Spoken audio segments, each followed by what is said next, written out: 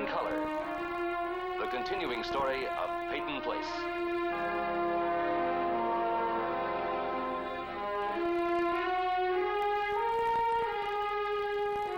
Starring Dorothy Malone as Constance Mackenzie, Ed Nelson as Michael Rossi, Ryan O'Neill as Rodney Harrington, Barbara Parkins as Betty Anderson, Tim O'Connor as Elliot Carson, Christopher Connolly as Norman Harrington, Patricia Morrow as Rita Harrington, James Douglas as Stephen Cord.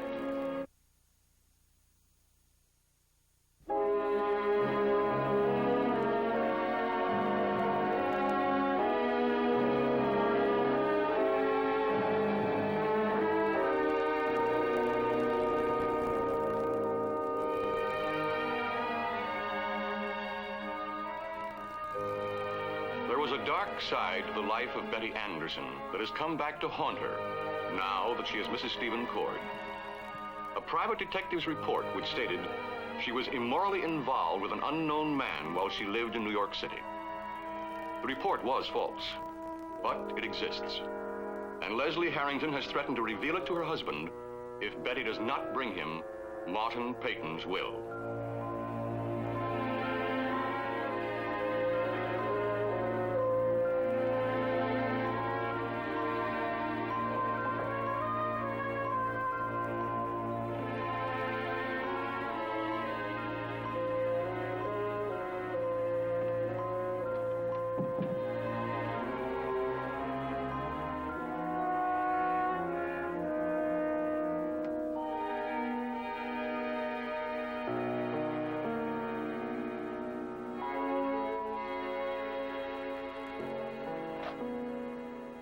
Betty!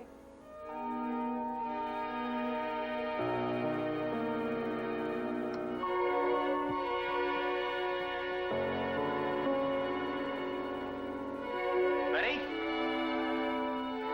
Betty! Take a good look. What do you see? My husband? Your husband who? My husband, who's the most brilliant attorney in the state. Your husband who is sitting on top of the world. A brand new world. Sounds like your afternoon with Judge Fisher was quite a success. You know, you can tell when another man likes you, when something really clicks. Well, it clicked. Loud and clear. I knew it would. Oh, I wish I had your confidence in me. Maybe it's enough just to have you, huh? I love you. Hey. Hey, now, what's that all about, huh? I don't know, just happiness, I guess. How about a drink? I think you're high enough without it. I'm as high as I want to be, but not as high as I can be. Bread and butter. Bread and butter. How would you like to set up house in the governor's mansion someday? Or maybe set up shop in a nice little apartment in Washington? Have you ever been to Georgetown? No. You'll love it. Now, Judge Fisher is just one of the men I'm going to need to know. To make noise in this world, everyone else is going to open their door to me now just like he did. I didn't think I'd feel right about using Martin Payton's entree. I thought people might treat me like some kind of parasite. But about 15 minutes after I was with the judge, I realized it was all in my own mind. What did you talk about? Oh, we covered everything from common law to the Boston Commons. The point is, Betty, he accepted me for myself. What I thought, what I knew, what I projected. Yeah. I didn't have to wait 3 weeks to get an appointment with him. And he didn't make me feel like I was taking time he'd rather spend with someone else. He accepted me. Because Martin Payton accepted you. Martin Payton will never accept me.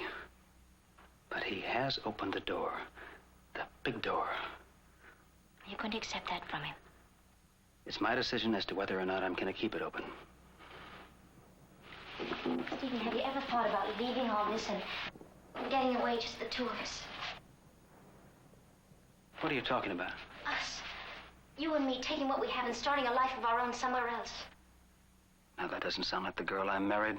I just thought that maybe the kind of acceptance we'd find might mean more than what Mr. Payton or anyone else had arranged for us. Those tears a few minutes ago, that wasn't just happiness, was it? got to talk to you about. I know how it must be for you sometimes, especially when you're alone in the house. Oh, something happened before I met you. Look, I tried to drag everything out of you once before. And it turned out there wasn't any reason, remember? Well, there's no reason to bring up ancient history now, are there? But, Stephen... There was another man, okay? You were married to him. You lived in this house with him. That thought used to make me climb the walls, but it doesn't anymore. Now, Rodney wasn't really a man anyway. You were both just kids. Everybody has someone like that in their past. It's not like you ran around with every Tom, Dick, and Harry who blew through town. Now, come on, Betty. Would I have gotten down on bended knee and proposed marriage if you'd been what do they call it in the old novels? A loose woman? We have a good life. It's all ahead of us. Trust me. I trust you. I better go to see how dinner... I'll take care of it. Go upstairs and put in my favorite face, okay?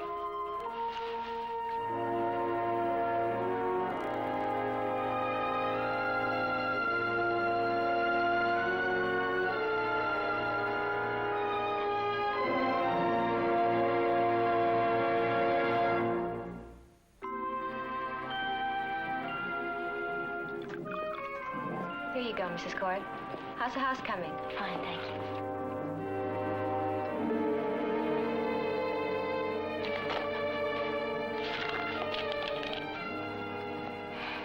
What do you want? I saw you cross the square. This is ridiculous. Do you have to follow me around like a secret agent? I'm not playing games, Betty. The sooner you realize that, the better. I want the information I asked for no later than tomorrow. If you think you can keep putting pressure on me... That's exactly what I'm doing. You seem to be treating this like some casual request. You don't have time to shop. You don't have time to drop in here for coffee. You don't have time, period. Believe me, I don't think it's a casual request at all. And get it over with. It's not that difficult. Maybe not for you, but I find breaking into a man's safe both difficult and loathsome. You can act as shocked and dismayed as you like, but you'll do what you have to do. Even if it means going to Rod. I don't think you'll bother Rodney with our transaction. Makes you so sure? Because I know you. That's what makes me so sure. I know how you feel about the Blaine report. I know that for you, any accusation of, what shall we call it, immorality? Call it what you like, it's a lie. For you, that kind of an accusation could be devastating, couldn't it? So much to lose. Your son won't let you use that piece of paper. He won't let you. I'll tell him exactly what you're doing. No, you won't. Because I'm doing this for Rod, so he'll get what's rightfully his. You don't want to see him disinherited any more than I do. You see, I understand you, Betty. I recognize certain residual feelings you harbor. Guilt feelings, actually. You hurt Rod once very deeply, and you don't want to be responsible for hurting him again, do you? I'll be expecting to hear from you tomorrow.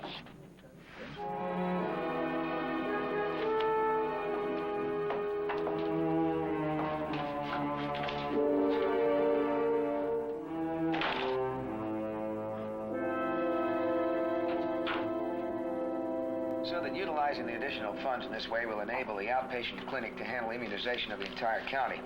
After a meeting with Dr. Lyons, I've approved the following procedural recommendations. On page 3... Yes? A young lady is here to see you, Doctor. I don't have any appointments at this hour. It's Rita Harrington, Doctor. All right, ask her to come in, please.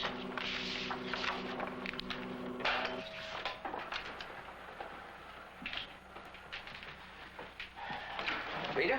Hi, come on in. This is an unexpected pleasure. Oh, thanks. How you feeling? Fine, great. As a matter of fact, that's why I'm here. Wait, sit up on my desk and explain that, will you?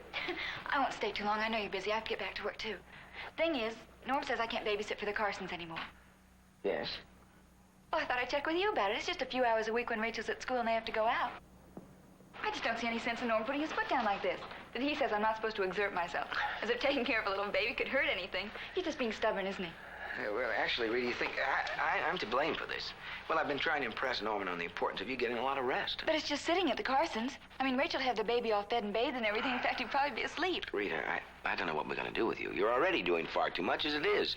I mean, working at the drugstore, taking care of your husband. I don't see how you can say taking care of a little baby is work. I finally get a chance to be with her, and now everybody acts like I'm going to fall apart or something. I don't know, taking care of a baby can be an awful strain. I mean, a mental strain. I just don't think it's a good idea for you to take on an added responsibility right now. Well, if I can't take care of a baby, a sleeping baby for a few hours. Rita, come on now. It isn't that much of a disappointment, is it? No, I guess not. It's just that Well, come on, look. What is it? What's the matter? I might never get another chance to take care of a baby. Why not? Well, it doesn't look like we'll ever have one of our own. First it was because Norm had to go to school, and now... And now what?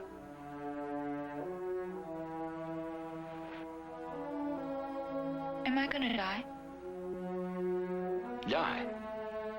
Is that what you've been thinking? Of course not. You're not gonna die. Absolutely not. Well, don't get mad. Well, I'm not mad or anything. I just don't understand how you can get a silly idea like that in your head. You wouldn't tell me even if it was true. I told you were gonna be all right. Don't you believe me? Okay. Well, I meant it. All right.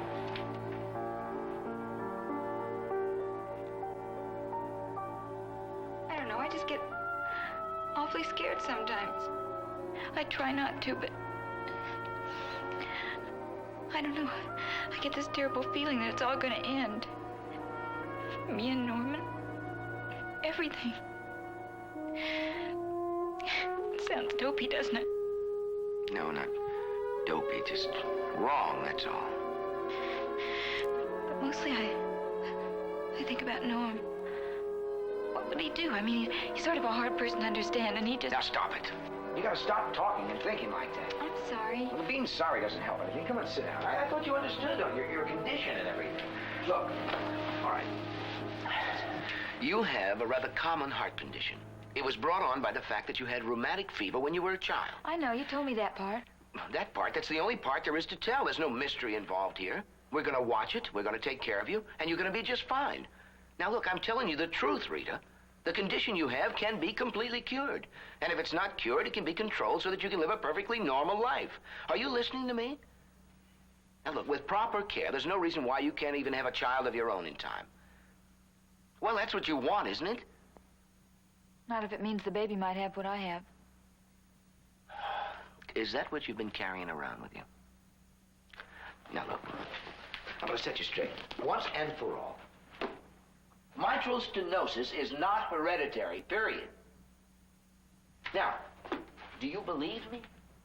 I want to, but I keep hearing things like you can control it with proper care, and sometimes it's cured.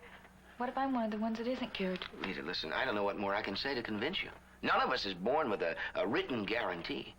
Now, you're going to be all right. You're just, well, going to have to take my word for it, that's all. Thank you for your time. I guess I better get back to work. Rita. Look, think over what I've said, will you? Yes, I will. Bye.